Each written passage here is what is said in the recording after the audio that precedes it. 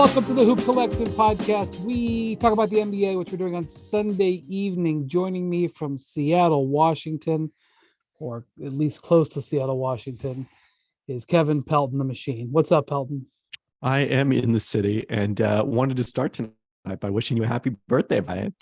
Yes, we barely got it under the wire here.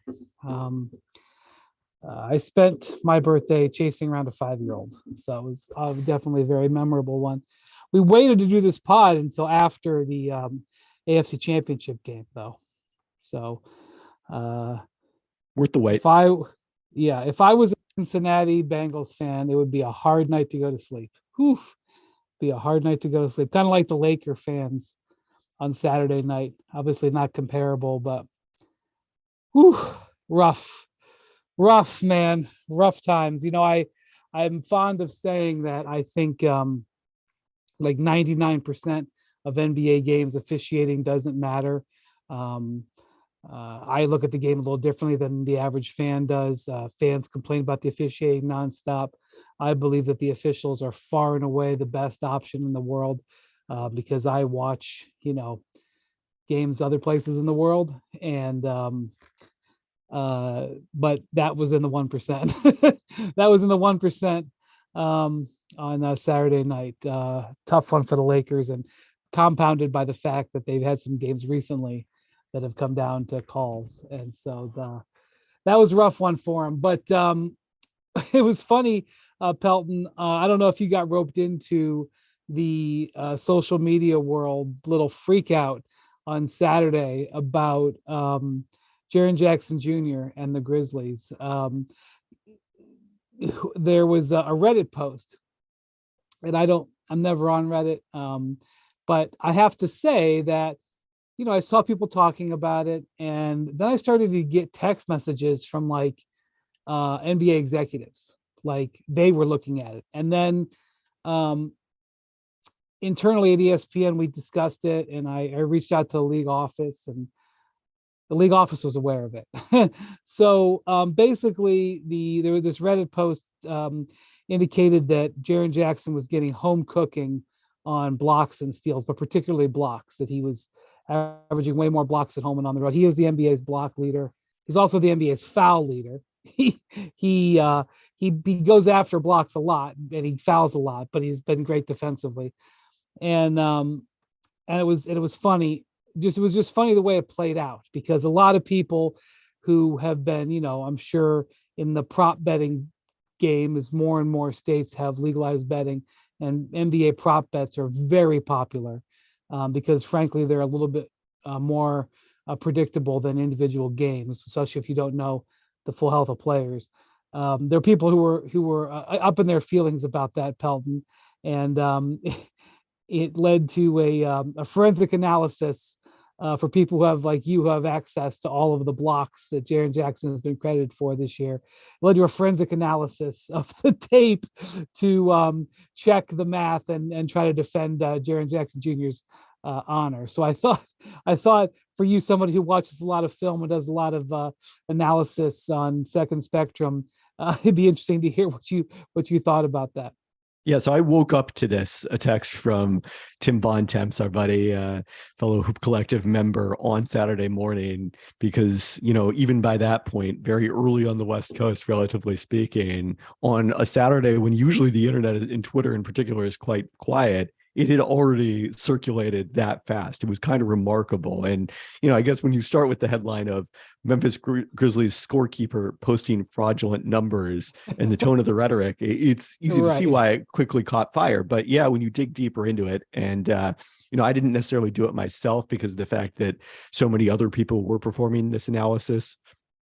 First off, I'd say, by the way, everyone can go check out all of Jaren Jackson Jr.'s blocks if you want.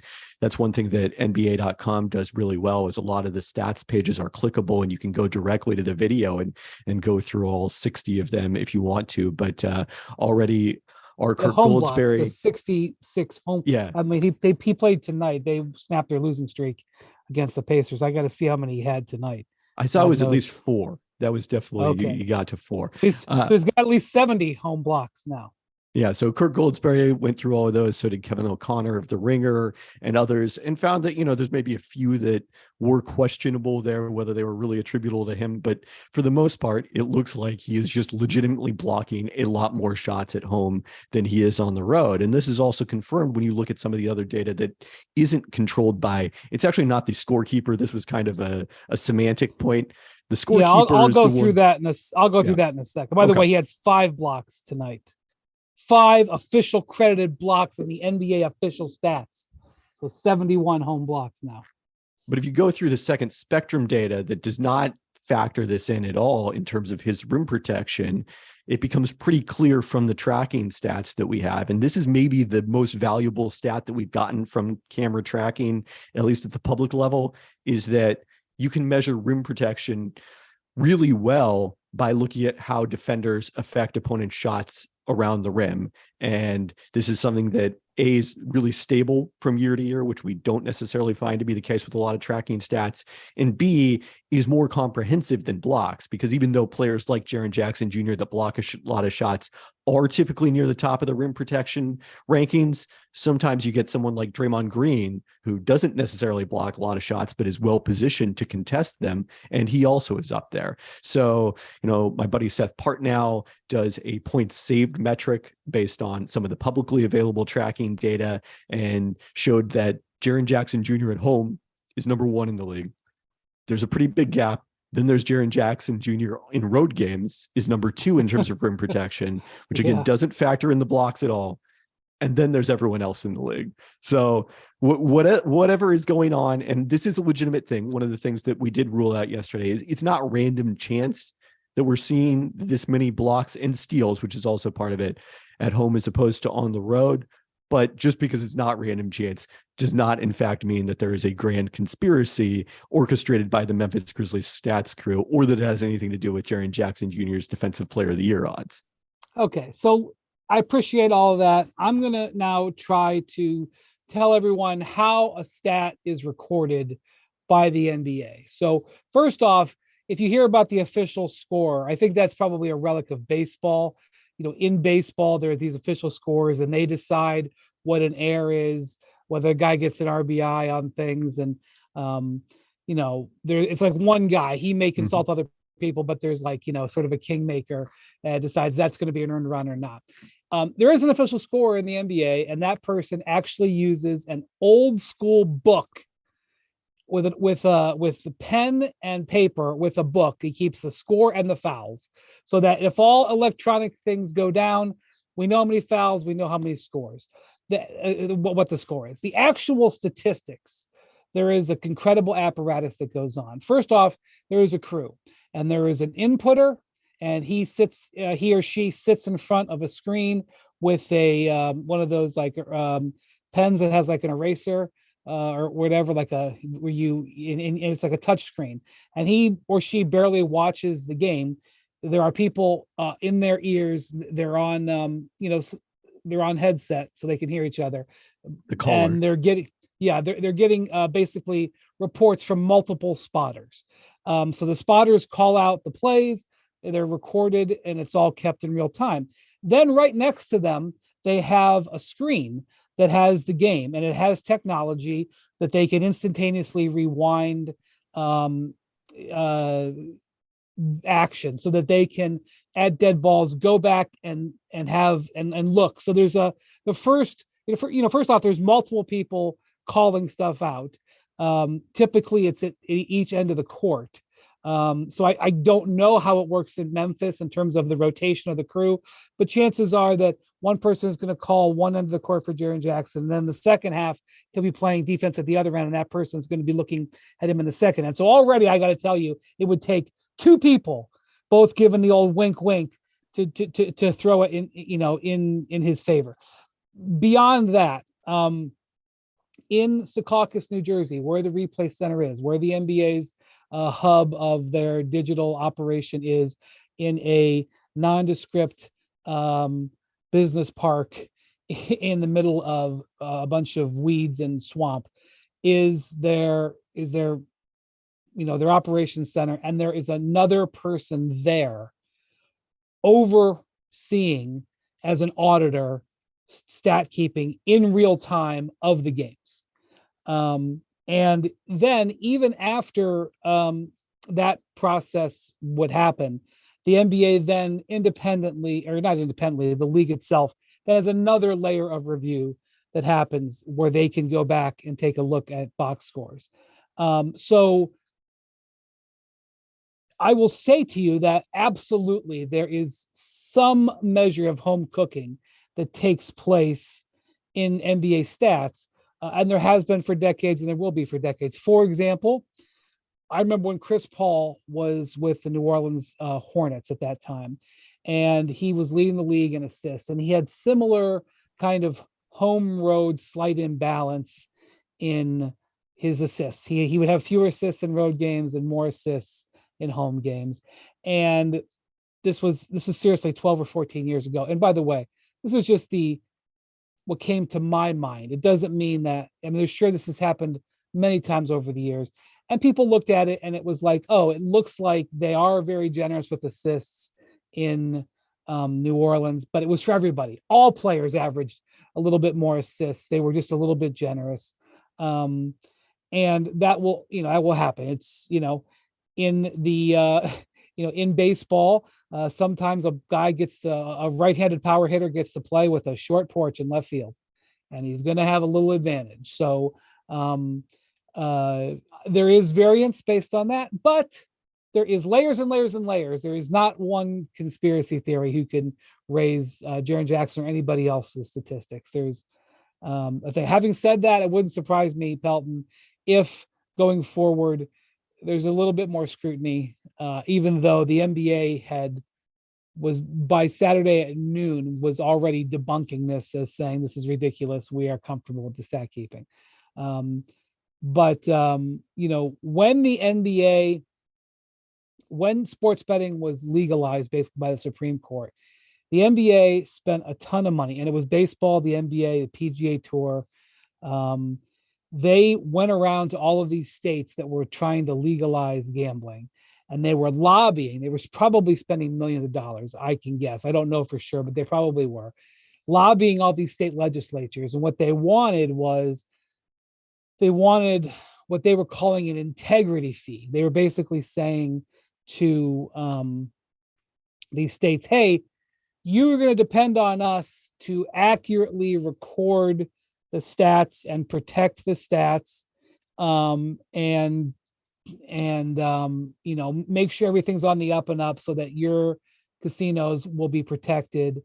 And we're going to call it an integrity fee. You need to pay us a 0.5% or 1% of whatever they wanted of the bet, just to make sure everything was on the up and up. The states laughed at them and said, get out of here. You're not getting that money. And they didn't get it. But the point is that the NBA for a long time, it's not just, to have accurate stats. They do it for that exact reason, to make sure the game has integrity. So I've gone on a filibuster there, Pelton.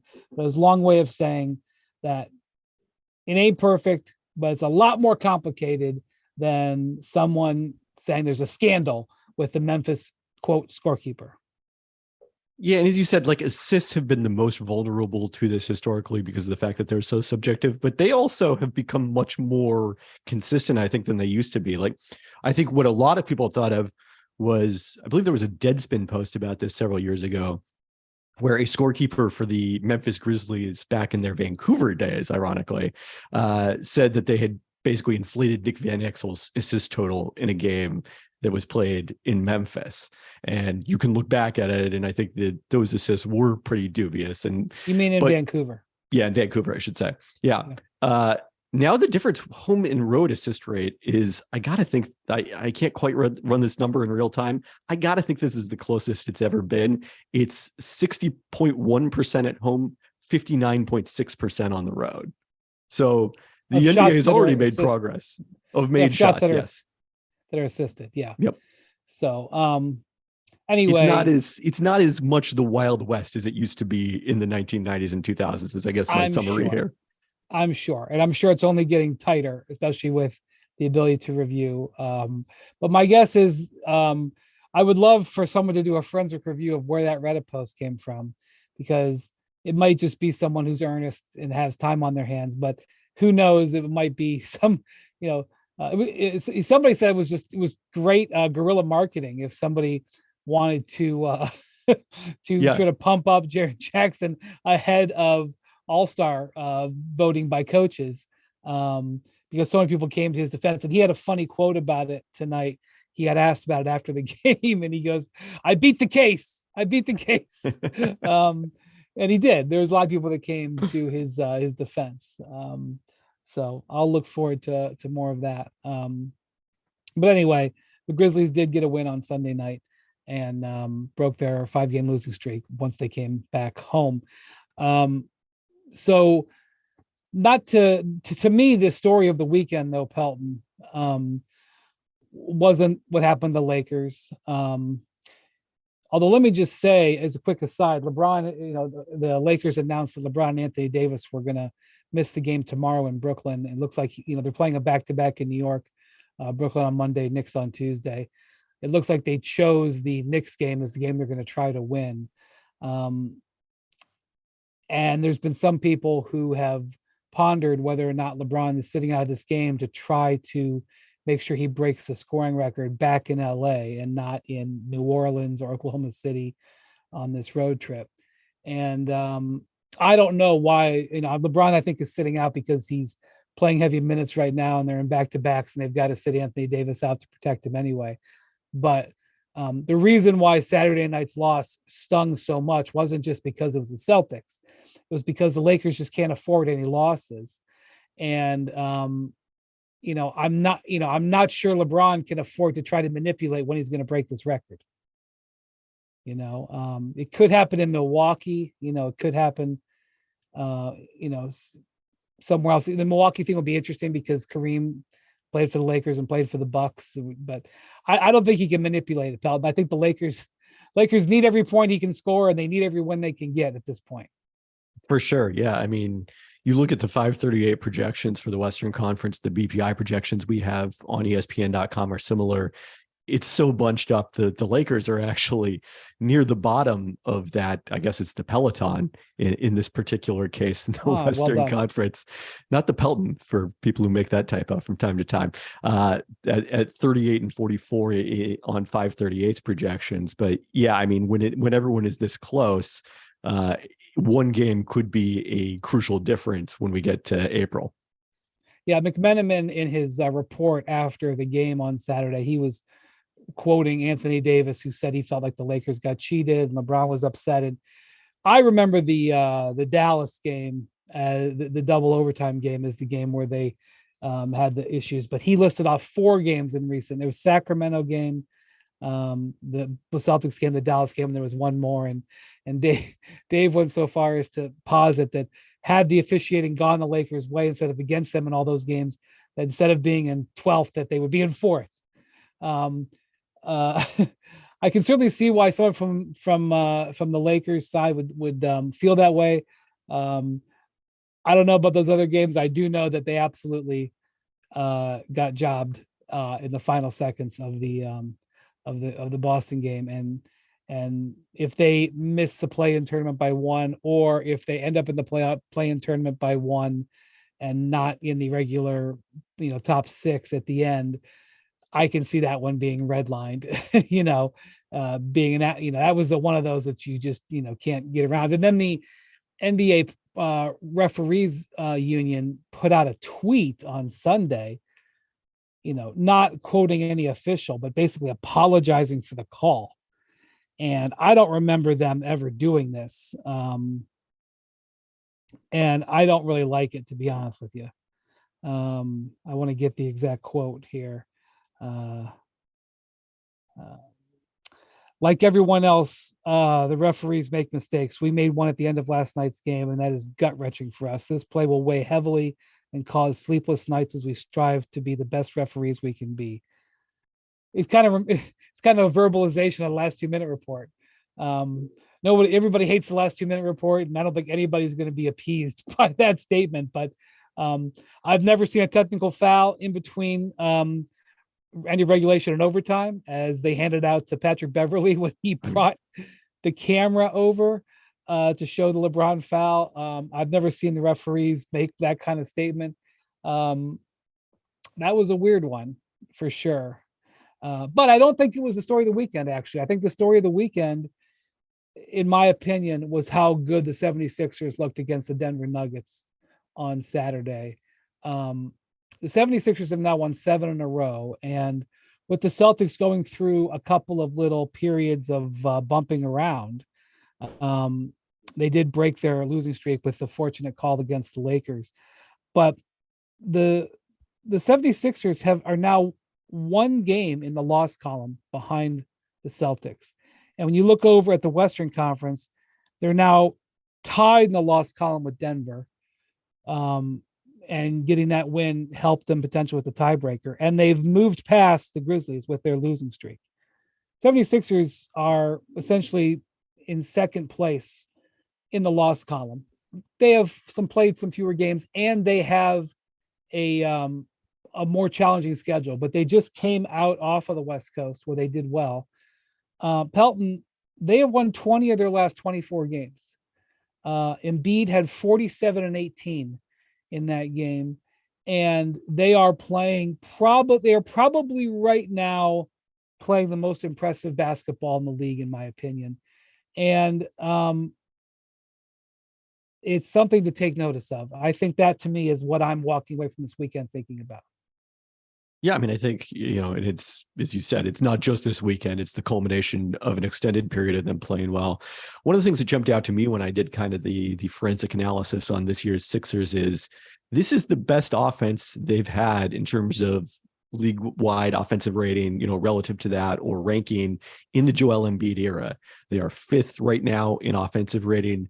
They had never previously been better than eighth in Embiid's career and have only one season in the top 10. They've been really more defensive, in part probably because of the fact that Ben Simmons was the co-star for, the majority of that period. They've had 3 top 10 defenses previously in the Embiid era and are on track to do that again, be in the top 10 in both categories, which, typically is the indication of a championship contender. They're also even playing better offense than they did last year after the All-Star break when they got James Harden to pair with Joel Embiid. So, I find that kind of fascinating because when we looked at the Sixers offseason, I think the assessment was they've sacrificed a little bit of offense in order to upgrade their defense with DeAnthony Melton, with PJ Tucker, with Daniel House Jr. And, those guys, I think, have helped them on defense. In particular, Melton has been really terrific there, but they've also, even though Tucker rarely shoots the ball, have not slowed things down offensively. Apparently, he got a tip in, crucial tip in for his only basket on late on Saturday. Yeah, it's a great point about Harden. So Harden is not going to be an MVP candidate this year, but he is shooting the ball much better. And I want to point out, Harden has led the league in assists before. Back in Houston, when he before he really went all in on, the ISO ball, he actually had a season where he led the league in assists. I think it was 16-17. And probably half of them were to Clint Capella. You could be right, throwing lobs. Then Chris Paul came in and that went down, but also he just shot the ball more. He had a bunch of seasons where he averaged 10 assists. Obviously, he was a triple-double machine in Houston. But he is averaging the most assists in his career right now, over 11 a game. He is not leading the league. I think Tyrese Halliburton still holds that. But he is really passing the ball really, really well. And his shooting has come back. He only shot 40% overall last year, which say whatever you want. I mean, he has always been an efficient scorer. Typically it's been because he's been able to get to the line. But this is actually the best he shot from the field in 4 years, right now. So he's shooting the ball more from the mid-range. He's getting to the foul line less, but he's more efficient with actually shooting the ball, and his assists are way up. Or not way up, but he's assisting the ball more than any other time in his career. And you've got Embiid, who's leading the league in scoring, who is right now healthy, and I think he's been battling a little bit of a foot issue, but he's obviously feeling pretty good because he's putting in tremendous performances. And the injuries that they had early in the season, I see these. It's happening a little bit right now. People were dragging the Suns, and it's like, okay, well, they've lost three rotation players and two of their best players for a while. Right now, the Pelicans are having a real hard time. Well, they're missing multiple players. They just got Brandon Ingram back, and he doesn't look good, quite frankly. I haven't seen. They played in Milwaukee tonight. I haven't seen what he did in that game, but he hasn't looked good. And so, okay, I mean, obviously, with team struggles, there's reasons for that, but you can't, drag. I don't think he even played Yeah, he in did tonight's not. game. Yeah. Philly, when they were missing Harden and Maxey, they figured out they put D'Anthony Melton in the starting lineup, and even though they were taking it on the chin a little bit, they were able to discover that Melton was a nice fit there. And so, yeah, they were taking losses, but they learned some about their team. And when Maxey came back, they were able to move it into a position where he is now coming off the bench, and they have caught a rhythm. And so they have they learned something while their team was struggling there. And I suspect those other teams did too. And so you really gotta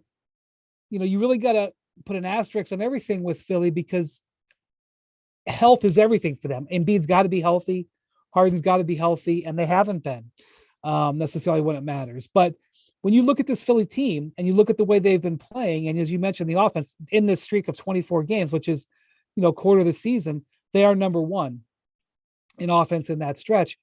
And you look at the defensive job that they did on Jokic. I mean, they can, Embiid can be a significant factor defensively.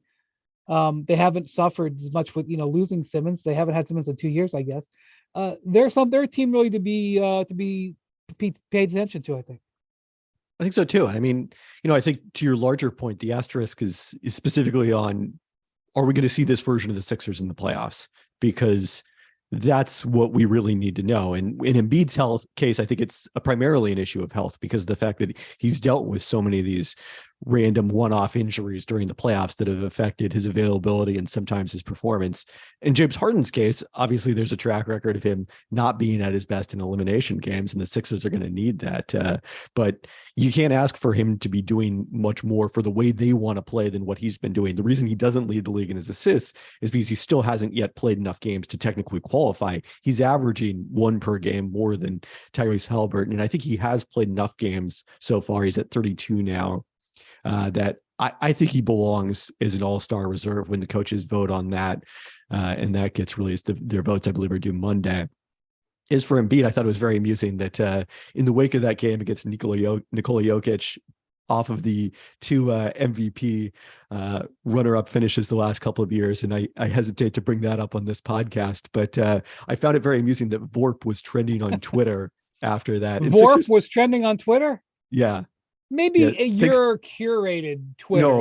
No, that's because Drew Hanlon tweeted about what was his VORP for the game. That's why it was trending. Okay. Sixers fans were all tweeting out, which, like, I got to tell you guys, update your nerd stereotypes a little bit. We're much more into EPM at this point than we are. I don't even know what EPM is. It sounds like dance music. That's EDM. Yes. The acronyms can get pretty hilarious on this. I mean, I think the last question I'd ask. What is EPM? I don't know. Educate me, please. I believe it stands for effective plus minus, and it's put together by a guy named Taylor Snar, who used to work for the Jazz analytics department. So it's one of the cutting edge versions of the all-in-one. It's so cutting edge, Pelton. I've never heard of it. Clearly, please. That's why I'm bringing it to the masses. Yes. Well, this is look, this is analytics. This is analytics. This is leading analytics podcast.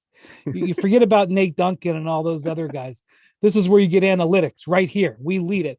McMahon is depends which day of the week. Mr. Analytics. You and McMahon are basically 1A and 1B in analytics analysis. I can't even say it. Please explain to me more about EPM. So the difference that I would kind of, to do it simply, is The stats that you see on basketballreference.com is their advanced stats. Those are all strictly based on the box score data. So now you have to question the Jaren Jackson Jr. inputs, I suppose, in that one, to go back to our earlier discussion. The best in class metrics right now tend to be the ones that combine that with also incorporating the adjusted plus minus data that looks at how the team performs with you on and off the court, adjusted for who's playing with you. So EPM is one of those. Raptor on 538 is one of those. RPM on our site is one of those. And that kind of tends to be the group that statistical analysts look at more than FORP or PER, or the ones that are on Basketball Reference. And how does Embiid perform in EPM? I mean, Jokic does well in all of these. Right. Let me look it up where it is at the current point. It's dunksandthrees.com is the website if you want to look this up. Okay. If we're giving them a plug. So Embiid is still down because of the minutes played. He is down in, I think, 8th this season. There's a big surprise. Embiid ranks low. I know. but in terms of a per minute basis, he is tied for number 2 with Luka Doncic behind Jokic. Here's another stunner. Embiid was on my ballot for being an all-star starter. Yeah, that's he was on mine too, to be clear. I guess we're not part of the Boston media. That's what I was going to bring that up. So Daryl Morey, who is, well, hold on, I'll just wait. He went on radio in Philadelphia on, I guess was Friday, after Embiid, Tatum basically edged out Embiid for the last front court spot in the East, starting spot. And Daryl went on the radio and said that Joel got completely hosed again, and the shameless Boston media being way overrepresented in the all-star starter selection process was the reason why. Now, listen, I know Daryl's smarter than this. First off, Daryl is basically a Boston guy himself. But this is really, I mean, I didn't hear him, so I'm skeptical that he said this straight, that he wasn't sort of, basically what he's accusing. Basically what he's accusing he's accusing basically the Ringer, because I looked at the voters and there's only 2 Celtics, based writers who were on the list, which is Gary Washburn, the columnist of the Boston Globe, and Adam Himmelsbach, beat writer from the Boston Globe. I might have missed one other, but I didn't see on the voter list. But he's basically accusing Bill Simmons and Kevin O'Connor and Ryan Russillo of the Ringer, claiming that those guys voted Tatum in, basically. First off, Embiid ranked higher on the media voting than the fan voting. Secondly, when Embiid got passed by Tatum like 2.5, 3 weeks ago, in the first returns, Embiid was 3rd, Tatum was 4th. In the second returns, Tatum had passed him.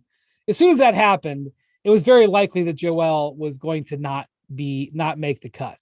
So it shouldn't have really been that much of a surprise. And Embiid says he's not a surprise, but I know Daryl, he has said things before in interviews, especially on radio interviews, that he doesn't actually believe. He's tweaking things. You remember how he had to walk back all the things that he said about when he traded for Russell Westbrook. He had to walk back all the things that he said. The 2018 MVP vote, right? Yeah. Where he was like stumping for Harden. Yeah. So anyway, it is unfortunate that Embiid. Now look, Durant, I don't even think is going to play in the game. So guess what? I think Joel Embiid is going to probably end up, if he's healthy, hopefully, I think he's going to be starting. But it is not an insult when Giannis, Durant, and Tatum are there. It's not an insult to Embiid, but whatever. I'll tell you one thing. Embiid was having an absolute blast on Saturday when he did his post-game interview, and he had just an amazing fourth quarter, a couple of dagger 3-pointers, made a terrific defensive play down the stretch. PJ Tucker made a couple of plays, and the Philly, everything was kind of working for Philly. the Harden trade right now, it looks like Philadelphia is in great shape a year off that Harden trade. Not just because Harden is so much making more of an impact than Simmons, but when Harden takes the pay cut and they're able to get those sort of extra players. I mean, I know that they didn't get Melton with straight, cap space or whatever, but they were able to do the Melton trade and still bring in PJ Tucker, because Harden took the pay cut. So it's not just the trade, it's the conjunction of the Harden pay cut and the trade, but they got to feel really good about that trade a year on. We'll see what the draft pick becomes. We'll see what Seth Curry ends up doing if he resigns in Brooklyn. I assume that he will, but who knows? And then the big question is Harden's free agency, because either, of course, he probably, if he signs a long-term deal in Philly, that could age differently than this current one, or they do have to worry to some degree about this possibility of losing him to Houston. Yeah. That Houston thing is an interesting discussion within the NBA. That's Woj reported on Christmas Day about that. Harden took the pay cut, but structured the contract in a way that allows him to return to free agency. And right now, Harden is in this glorious sweet spot because he's performing at an all-star level. I agree with you, especially with how well Philly's played, Pelton, that Harden is going to be named an all-star reserve. He's earned it. And because he took the pay cut, like, his value per dollar is excellent, because even if he had stayed at the same amount, it would have been one thing, but he was in line for a raise. So it wasn't just he took a pay cut, he took a pay cut plus what his raise would have been. That delta in there represents what enabled Philly to do this deal. So to do these multiple deals. So, but they got to feel really good about where they're at a year off of that trade. And they got to feel really good about the way they're playing. And Joel was so excited after the game. Cassidy Hubbarth did the post-game interview. And he was, in my mind, he was trying to hold back a smile. He was still smiling, but he felt so good about where they are, how they look as a team, how they're performing. And then he went in to do post-game interviews, and Tim Bontemps was at the game and he wrote the story. And basically, he was he said this is the best he's had. And I know it's January, and I know that it's just a game in January, and there's 30 something games left, and health and everything like that. But, the momentum is really in Philly's favor. And I felt really questionable about them at the end of last season, even if, I did. First off, I wasn't sure what they were going to bring Harden back at. And even if they gave him the max, I just didn't feel good about where they were. And it's been a multi-person involvement to get them there. And by the way, Tobias Harris, a guy who I thought would get lost after that trade, has played really well. By the way, Tobias, I think, kicked the tires on whether there would be a contract extension for him in the offseason. The Sixers, and he didn't really ever get traction on it, but that's another thing to look at. He's playing very well in general. Some games, not so much, but he's slotted in very well. Maxey not only is playing well, but has expressed that he's cool with the situation. They're in a good spot right now, Pelton. I don't know if it can last, but you have to acknowledge they're in a good spot. Well, can I pose a question here? Yeah. How did the Sixers approach the trade deadline? Because, I did a piece a few weeks ago about biggest needs for contenders and didn't really come up with one for the Sixers, because I think they're pretty deep. Some people mentioned in the comments backup center in the playoffs if Montrezl Harrell is more difficult to play in that context, but that's why you signed PJ Tucker. To me, his biggest value is that he can play 4 for you in the regular season and be a backup 5 in switching heavy defenses in the playoffs. But to throw out something really bold here, should we be talking about the Sixers as a Jay Crowder destination? They'd have to trade a number of players to make that work and also get under the luxury tax, which I think they'd like to do. But one of those guys is Matisse Thybulle, who isn't playing a lot, but might have more value to another team heading into his restricted free agency. And maybe you take some of that value you get and help send it as part of a 3-team trade to Phoenix to end up with Crowder. Yeah. So what's been happening with Phoenix and the Crowder thing is that it hasn't just been exclusively these talks, but Milwaukee is ready to take Jay Crowder, and it seems like Grayson Allen is what they've have offered, and those salaries match up. And uh, even though they're possible playoff combatants, they have done deals in the past. Remember the year they played in the finals, they did a deal at the trade deadline. It was Torrey So Craig, right? Torrey Craig, who played significantly in the finals. So I think that Phoenix would do that deal to send Crowder there, but they don't particularly like Grayson Allen. So say they don't like him. They prefer something else back for that trade. So they've gone out, the two of them, Milwaukee and Phoenix, have gone out and tried to figure out a way on a 3-team deal to make that work. And they just haven't been able to do it. And there's been all kinds of rumors and all kinds of traction, and God knows how. And by the way, Milwaukee has looked at other things. Um, Phoenix looked at other things. It's not the only thing that they're doing, but they're kind of attached at the hip looking for a partner on that. And eventually Crowder is going to get traded. He's not going to get past the trade deadline, I don't think, and then be faced with a buyout. Also, Woj reported that Matt Ishbia is probably going to get his the official sign off to transfer the money and buy the Suns before the February 9th trade deadline.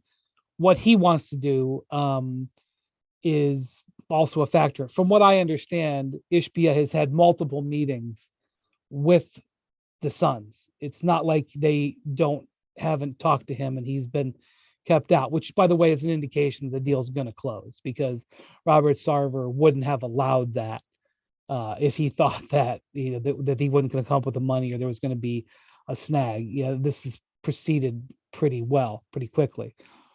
It's interesting you bring that up. I've not heard that at all. They have been floating Thibault out since the summer. And he's just lost playing time with their off-season moves. It's now in the where the league is at right now. It is much harder than it used to be for players who can't shoot to just get by as defensive stoppers. Bontemps has talked about this, how a guy like Tony Allen, he doesn't, Tony Allen's a guy who was extremely valuable for a bunch of his career, highly respected, that it would be hard to play him today. And, a guy like Andre Roberson, who was an effective player for a championship contender in Oklahoma City. And he only really got knocked out because he had terrible knee injury. Reason he's not back in the league really right now is because just nobody wants a guy who literally can't shoot at all. And that's a problem with Thibault. He hasn't just demonstrated that he can be someone to pay attention to on offense, but he does have some value. I don't know what makes sense. I agree. Harrell has not, there is a little bit of worry there, but if they're healthy, I think they're really effective. I don't think that they should feel the need to right. But do anything. But one of the things that Daryl has said when he's not joking about the Boston media is that anytime you have better than a 5% chance of winning a championship, that you need to do everything you can to maximize that chance. And I think they fall into that category. Now they do. I will say quickly on, certainly they do according to the projection systems. I will say quickly on Thibault, like it's exacerbated by the fact that he's playing often with Joel Embiid, who's one of the players in the NBA who's kind of most dependent on space.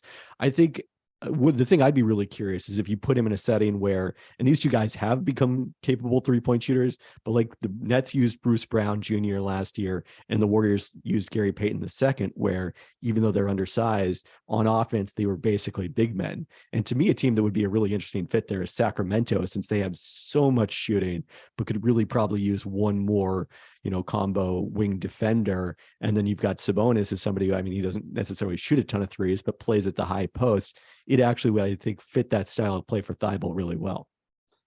Yeah, Sacramento is a team that hasn't been discussed much, but they're obviously in position where adding to their roster, they might be motivated to do it because, frankly, they could be a first-round home team. They could have home court in the first round, and the value to that is immeasurable to them. They could be the third seed. Yeah. Well, they were three. I don't know where they are at this moment because I think they had two losses in the last week, but they were three a week ago. Yeah, it's there could be some of that goes on for sure. I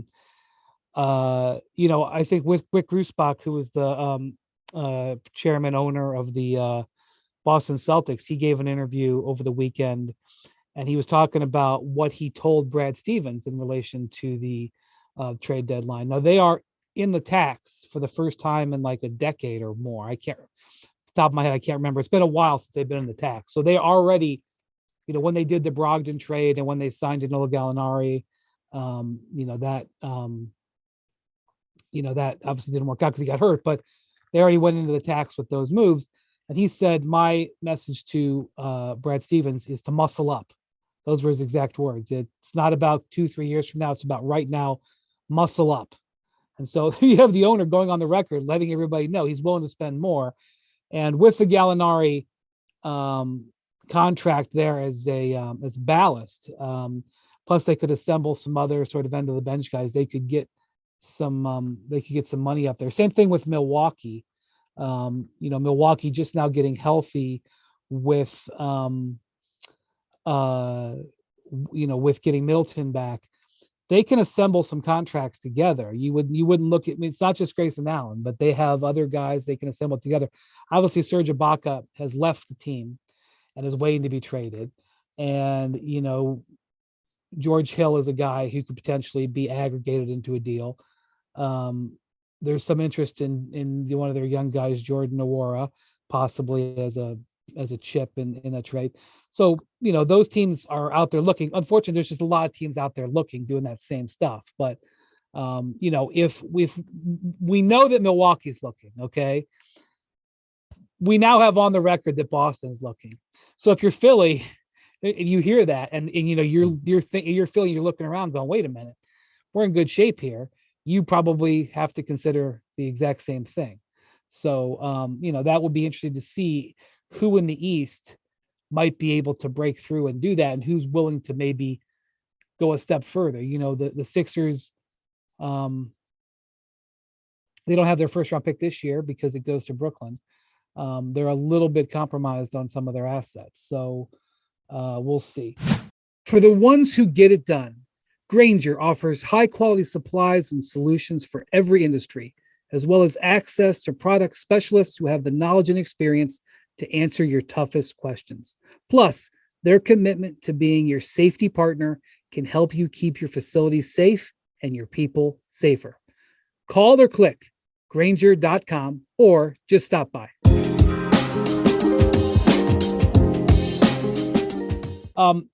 You spent this bunch of this last week in Portland, a team that got off to a really good start and has backslid. Dame, you were there for Dame's 60-point game.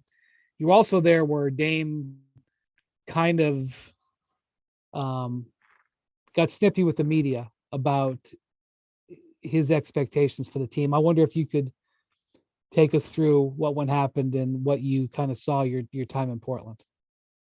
Yeah, I mean, that was interesting. I think, you say sniffy, and it was kind of only notable because of the fact that Damian Lillard I think he's won the, media award for like most media friendly player. I forget what the name for that award that the Pro Basketball Writers Association gives out is. The Brian McIntyre Award. Oh, right. Yes. After the. Oh, no, Brian McIntyre is for the best PR staff. No, let me take that back. Brian McIntyre, good man, but that's not for that. Yeah, but go ahead. Magic Johnson Award, maybe? No, that sounds like it might be right. Okay. Yeah. Anyways, he's won that before, I'm pretty sure, and is just phenomenal. One of the best players I've ever been around, and sort of understanding what the media is doing, and taking that quite seriously, win or lose. And that's what made it surprising. I believe it was disrespectful, was what he said, that the questions he was getting after their loss.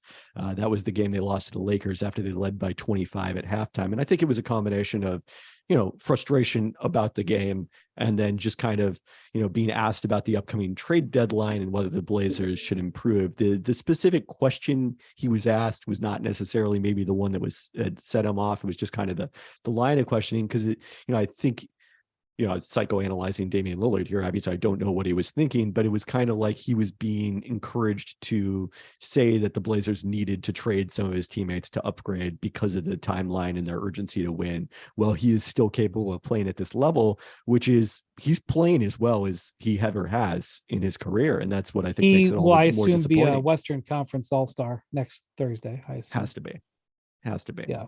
So yeah, I was on this podcast back in November for the small sample size theater. And one of the things we talked about then when the Blazers were 9-4 was that they were really outperforming what the shot quality from data from Second Spectrum said they should be doing defensively. And lo and behold, they were 6th then in defensive rating. Now they are 25th, which is about what we would have projected based on the shots that they were giving up at that point. That defense is still a little better than the last two Stotts years, where one of those, I think they were the 6th seed, I believe, the year that they lost to Denver in the first round. But the offense hasn't been as dominant as those. They were top 3 every season from 2018-19 through 2019-21. They're still a top 10 offense at this point, but not quite at that super elite level that they were when CJ McCollum was really going alongside Damian Lillard. Yeah, they started the season 9-3, and they are 14-23 since. So 9 games under 500 since. They got slapped around on Saturday night by the Raptors, who are in a pivotal West Coast trip right now.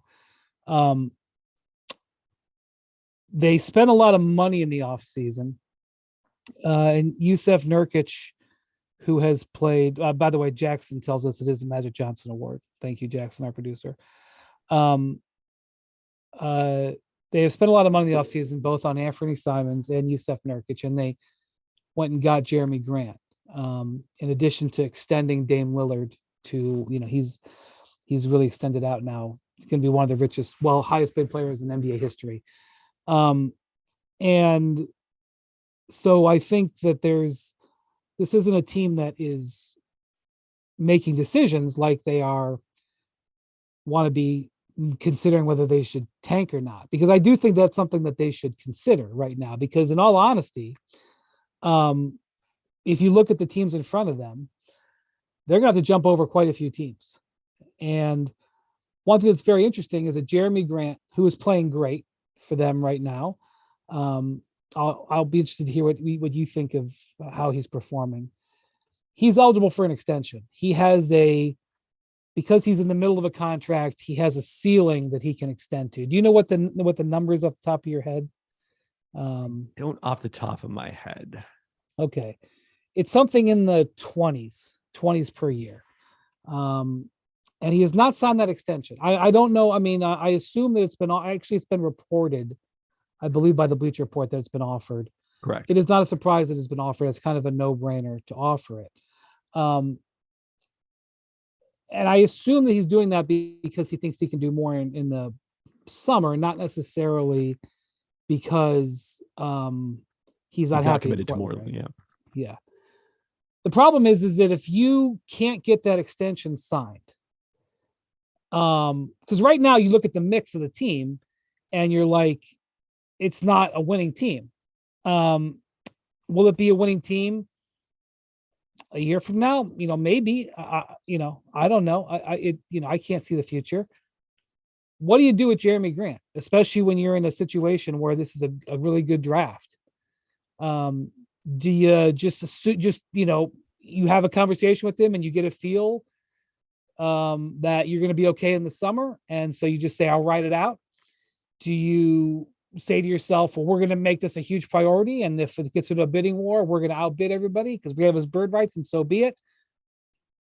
Or do I say that there's people out there? I mean, there's people talking crazy about like 3 first-round picks for OG Anunoby and 2 first-round picks and a prospect for Bojan Bogdanovic. I mean, think about what would happen if Jeremy Grant all of a sudden popped up on the market in February. Now, I don't know if he's gonna. I'm not saying I have heard any of that, but I can see what they got to be mulling around, and so it's not an unreasonable question to Dame if it's asked in a certain way, because, last year Dame had the surgery.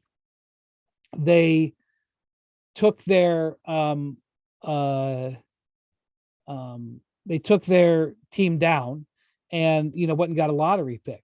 Now, my feel from what I know about what the Blazers have done is that they want to add to this team. That they want, I don't think it's a secret that if OG Anunoby was placed on the market by the Raptors, I mean, there'd be a number of teams going after him. But it is known that the Blazers would love to try to get OG Anunoby, just like it was known that they really wanted Jeremy Grant as well. Dame played with Jeremy Grant on the Team USA. They had a good relationship. And by the way, they have played well together here in Portland. But I don't think it's necessarily a slam dunk. Like, absolutely. I think it's a conversation looking at where they are in the West, which I think is 12th place right now, 12th or 13th place.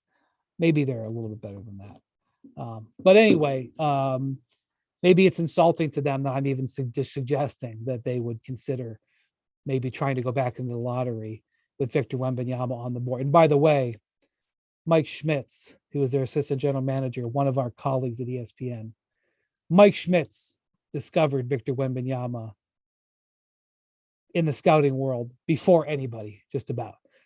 Some of the French folks maybe knew about Victor Wembanyama, as I've been, I spent some time over there recently as I've been doing preparations for some stories that are forthcoming. I've watched Victor Wembanyama video as far back as when he was 9 years old, Pelton. Mike Schmitz. I'm trying to imagine. I've been to my 10-year-old nephew's games and his practices. I'm trying to imagine what Victor Wembanyama looked at it like at that age. Well, he could barely run because his feet were so gigantic for his body. And he threw one of the things when you hear about Wembanyama from people who've known him for a long time is he kind of throws, when he was younger, he just kind of threw the ball all over the place. Like, he would try passes that were insane. And I don't mean when he was 9. I mean, like, when he was 17, when he was 17. He's gotten better with that. But that was definitely, you could see that when he was 9. By the way, he was playing with 11-year-olds in the footage I watched. He was not playing with other 9-year-olds. So he was very tall, but there was maybe one player on the other team who was as tall as him because he was 2 years older. But you know what he was like was he's very competitive. You hear that about a lot of guys, but Victor is very, very competitive. And like, whenever his team would give up a basket as a 9-year-old, he would slam the ball on the floor. He was frustrated. By the way, the game that I watched the film on, he didn't start. So that kind of tells you where he was. Anyway, Schmitz is a legend. People in France, in French basketball, Mike Schmitz is like he's a deity. They just love Mike Schmitz over there. He is as close with the Wembanyama family as anybody outside the Wembanyama family, in the sort of NBA sphere does. He, trust me, has a very, very good feel for what that guy is. He's known him for a very long time. So obviously this to a Blazer fan is probably insulting that I would be talking about this, but you were just there. Do you think I'm totally out of my mind to discuss the idea that they would go backwards and that the question to Dame, while it may have irritated him, wasn't completely ridiculous? It's interesting because I think to a degree, the question to Dame was more about, what if you have to trade a key piece to get someone like OG Anunoby, more than that, trading away pieces or going towards the bottom. I think the difference between this year and last year is, like, last year, Damian Lillard was not himself. He needed that abdominal surgery. And by the time he was going to be able to come back, the season was already lost. There wasn't really anything for them to play for. They're not yet in that position. So I mean, I think it's probably, from their standpoint, their viewpoint, similar to the Lakers with LeBron. Like, we can't afford to throw away a season of this guy playing at this level. And he was so incredible in that 60-point game. So Grant, have looked this up from our colleague Bobby Marks's great resources. 4 years, $112 million is the maximum extension he could have signed. I think there was a world where maybe if they had agreed on that, wink, wink, last summer, and he had immediately signed that once he become eligible, it would have made sense. But now he has outplayed that. I think he'll do better Yeah. than that on the open market, where he can do an extra year. He can go up to 5 years. The Blazers can offer up to 233 million. Oh my Other God, they teams, can't do that. They can't I do mean, that, can I'm they? not just saying they're going to necessarily go that high, but that's like the scale of the difference between what he's allowed to extend for now and what he could get this summer, and All why right. it makes sense to wait. Okay. Maybe I'm just out of line. Maybe I'm out of line. Even talking about it. Am I I out of don't line? I don't think you're out of line, but I just don't think that's how they're thinking. Now, I do think what's a question before the deadline, besides this possibility of adding, is if you're going to re-sign Jeremy Grant, if you intend to re-sign him, it is going to be almost impossible for you to re-sign Josh Hart, who has an unusual situation where he has a player option this season. In the unlikely event he picked it up, it would be non-guaranteed because of the way his contract with the Pelicans, when they signed him before trading him to Portland, was structured. The assumption is he will almost certainly opt out and potentially make more than that. So I think he would be the player to watch if you're going to trade someone who's an impending free agent before the deadline, especially if you can get someone back who maybe is not quite as good as Josh Hart right now, but is under contract for multiple years and can fit into your salary structure. Yeah, and I think he's a guy who a lot of teams would have interest in, especially some of those teams we talked about earlier. Um, yeah. Well, anyway, so what is your in that discussion with the media, basically what Dame was frustrated about was don't put it on him to call out the front office or make some demand. He was saying it wasn't fair, and I understand why he had that position. Um, if you look at these teams, if you look at Oklahoma City, who is right on the bubble now. You look at Portland, you look at the Lakers, you look at Utah. They're all basically neck and neck. I'm going to put Phoenix and New Orleans a little bit ahead of that because both of them are really banged up. Booker will come back. If he doesn't come back, it's not relevant. Obviously, Zion will come back, and we assume that Brandon Ingram will start playing better. Of those teams, like you look at Portland. I mean, how do you handicap where they're at and what they're headed for here? So, I mean, the good news is that compared to a few of these teams, they have a better point differential. Remarkably, they have a better point differential than the Warriors, who are sixth in the Western Conference at this point, and the Clippers, who are fourth.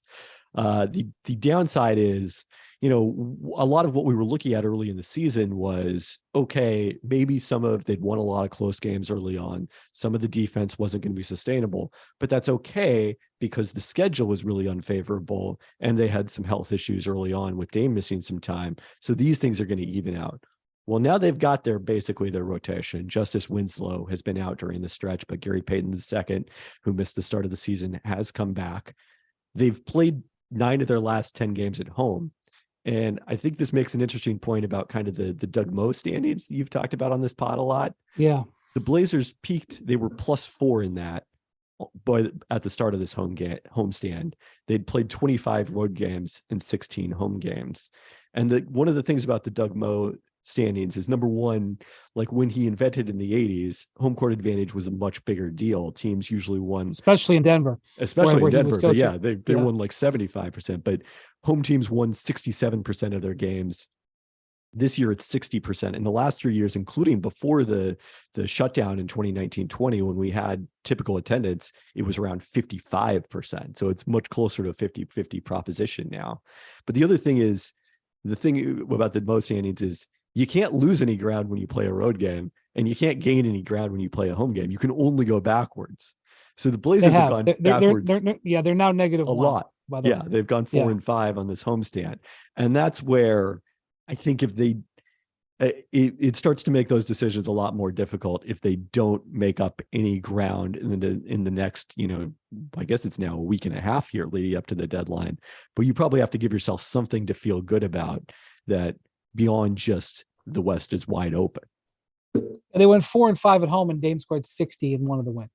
Yeah. And it scored had a 50 in one of the losses. Oh man. Yeah. So I don't know. I mean, it's hard to read. Joe Cronin there, he's done a really good job. I actually felt like if you look at his body of work taken over,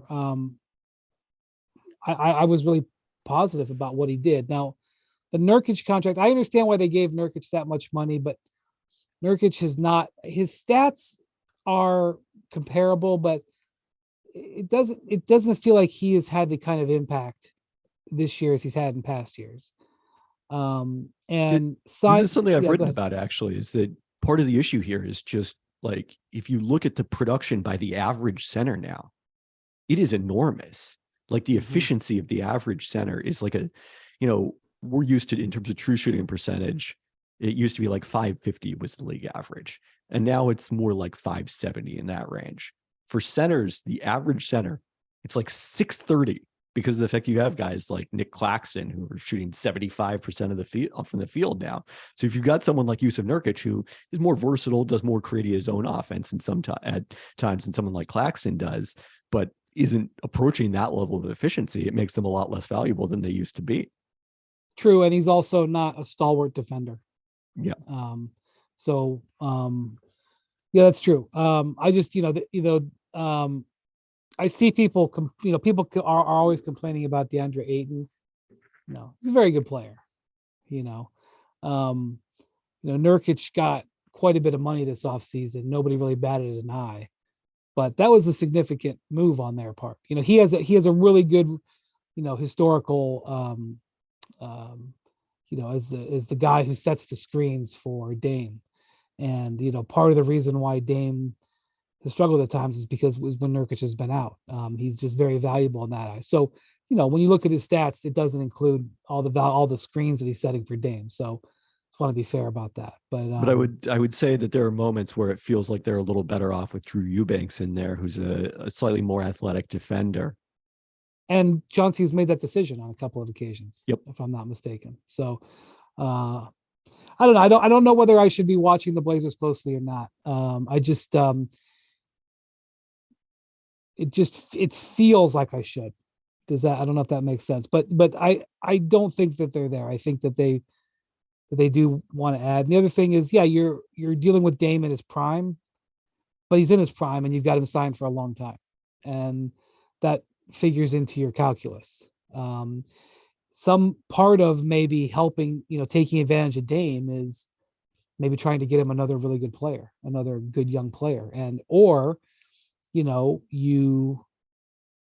maybe you're in the lottery, even if you don't get super lucky. Let's say you get another top 10 pick and you have that pick plus some of the other things you have on your roster. And then you can go searching for a star player, another star that you bring into next to Dame, in addition to Grant, if you want to keep him. So I think that all figures into this. But Portland's a team, a lot of people are watching Toronto, and rightly so, but Portland's record and Toronto's record are very similar. Portland has, one of the things with Toronto is, what do you do with Gary Trent and Fred VanVleet, guys who you could absolutely re-sign, but are free agents to be, and you don't know where you're going. And maybe your pick could be, I think Toronto's in 12th place too, just like Portland. I mean, that was an interesting game on Saturday night when they played. Fred had a great game in that game. Toronto won. But like I've been talking about Toronto a lot. Maybe I should, now I'm starting to talk about Portland as well. So, all right, Pelton, thank you so much for joining us on this Sunday night. Thank you to Jackson, our producer. Thank you for listening. Hope you all had a great weekend, and we'll talk to you later this week.